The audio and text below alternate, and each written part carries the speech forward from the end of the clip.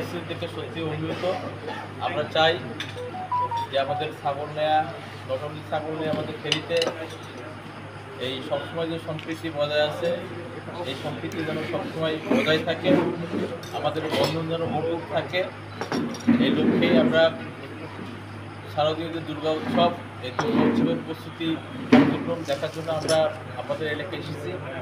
ইতিপূর্বে আমরা ফুলগাজী, পরশুরাম, আমরা বিভিন্ন পূজা মন্দিরে ভিজিট করেছি। লাস্ট আমরা আজকে ছাগলনাইয়া আসছি এখানে।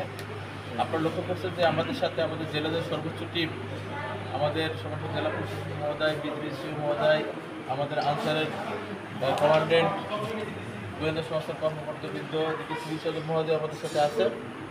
তারপরে মূলত একটা পুরো টিম, এই জেলার একটা পুরো টিম আমরা বিভিন্ন জায়গায় আজকে ভিজিট করেছি। এটাই এই জন্যই যে ভিজিট করেছি যে যাতে কোনো যদি অপশক্তি কিংবা অপচেষ্টাকারী, কোনো নাশকতাকারী, কোনো তাদের ভিতরে যদি কোনো অপকর্ম করার মানে আকাঙ্ক্ষা থাকে, তাদেরকে সতর্ক করা যে আমরা কিন্তু জেলায় একটা পুরো পরিবার, আমরা যারা জেলার ইউনিট প্রধান আছি, যে কোনো বিষয়ে আমরা একসঙ্গে ঝাঁপিয়ে পড়ি। তো এটা আমরা জানাতে চাই যে আমাদের এখানে হিন্দু ধর্মাবলম্বীরা ভাইরা যে পূজা উৎসব পালন করবে, পূজা উৎসব আমাদের এখানে সাধারণ মানুষজন সবাই উপভোগ করে। এই উৎসব যেন কেউ জাঁকজমকপূর্ণ একটি উৎসবে পরিণত হয়, আনন্দমুখর পরিবেশে উদযাপন করতে পারে, সেজন্য আমরা সদা সচেষ্ট আছি। পাশাপাশি আমাদের জেলা প্রশাসক মহোদয় যেটা বললেন, গুজব মারাত্মক একটা জিনিস। এই গুজব 5-6 বছরের আগের একটি ঘটনা দেখা গেলো, এখন এই সময় আপনার ফেসবুকে ভাইরাল করে দিল। এটাকে নিয়ে যেন আমরা কোনো রকম উৎপীড়িত না হয়, আমরা আগে যাচাই বাছাই করবো। যে কেন্দ্রের কথা বলা হয়েছে, যে পূজা মন্দিরের কথা বলা হয়, সেই কেন্দ্রের সভাপতি সেক্রেটারি আছে, তাদের কাছে আমরা আগে জানবো। জানার পরে তারপর কিন্তু আমরা যদি কোনো ব্যবস্থা থাকে আমাদেরকে বলবেন, আমরা সেটা অনুযায়ী ব্যবস্থা নেব।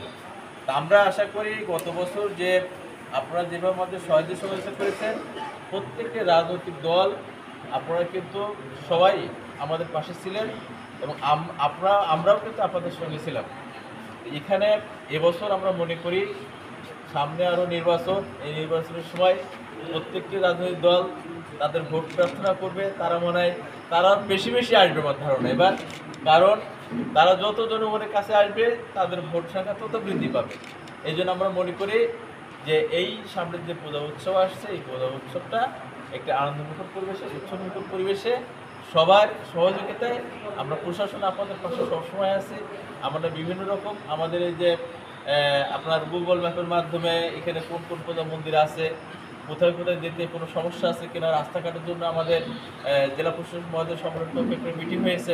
এবং আজকেও কিন্তু আমি আমার পুলিশ লাইন্সে প্রত্যেকটি পূজা মন্দিরের প্রেসিডেন্ট সেক্রেটারি এবং ইউনিয়ন পর্যায়ের, থানা পর্যায়ের, উপজেলা পর্যায়ের, পৌরসভার এবং জেলা পর্যায়ের নেতৃবৃন্দকে নিয়ে আমরা কিন্তু আজকে মিটিং করেছি এখানে এবং সুচিরা বিশ্লেষণ করেছি।